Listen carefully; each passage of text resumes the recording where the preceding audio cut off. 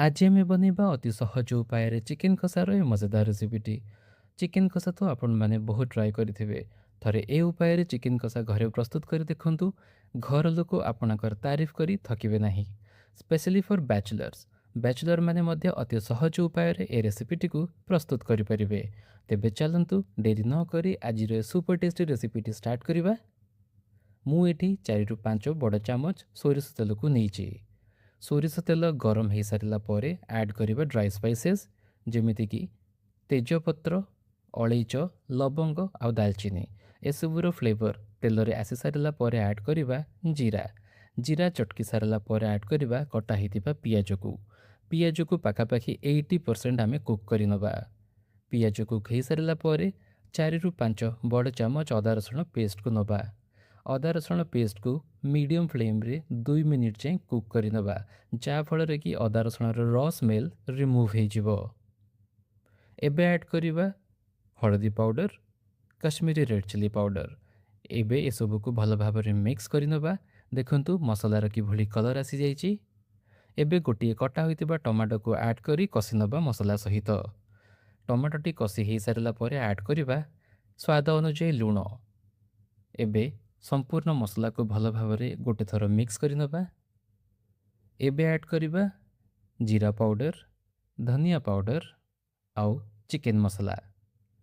यही सब मसला को भल भाव में मिक्स करनवा। एबे ऐड करवा चिकेन पीसेस को। मुझे आधा केजी चिकेन विंग्स आउ लेग को यूज करिछि।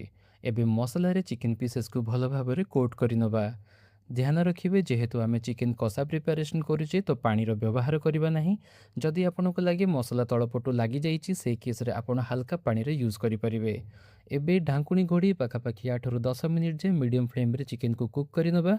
10 मिनिट पर ढांकुणी काढ़ा आउ देखिए मसलार तेल अलग हबार लगी।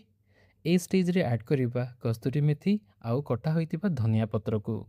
एबे सब को भल भाव में आम मिक्स करनवा। सबु बेले ध्यान रखिए जितेबले भी चिकेन कषा आम प्रिपेरेसन करवा मझिरे मझिरे ढांकुणी काढ़ी चिकेन को एभली गोली नवा, जहाँफल कि मसला आमर पोड़ब ना। चिकेन आमर चारिपटू भल भाव में कुक हो। पुणी ढांकुणी क्लोज करी 8 ରୁ 10 मिनिट मीडियम फ्लेम रे कुक करनवा। 10 मिनिट पर ढांकुणी काढ़ा आउ सबकिछि जेंटली मिक्स करनवा। देखंतु आमर चिकेन 100% कुक हो सारी आउ कि टेस्टी आउ यमी देखा जाउची। एबे एट लास्ट आम ए कटा होइथिबा किछि धनिया पत्र को ऐड करवा आउ भल भाव में मिक्स करवा। देखंतु आमर चिकेन कषा रेसिपी 100% रेडी हो सारी।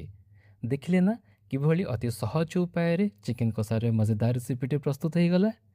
जदि आपण मानकु लागे कि ए रेसिपी रे किछि ऐड ऑन करिवार थिला किंबा किछि त्रुटि रहिगला सेही केस रे मते कमेंट बॉक्स रे कमेंट करी निहाती जणैबे। जदि आपण मानकु ए रेसिपीटे पसंद आसी थाए तेबे प्लीज लाइक शेयर और सब्सक्राइब करने को भूलिबेनी एवं पाखरे थिबा नोटिफिकेशन आइकन को क्लिक करने को भूलिबेनी, जा फल कि मो वीडियोर लेटेस्ट नोटिफिकेशन सर्वप्रथमे आपणक पाखक पहुँची पारिबो। पुणी देखाबो आउ एक मजेदार आउ टेस्टी रेसिपी सहित। सेही पर्यंत स्टे सेफ, स्टे हेल्दी।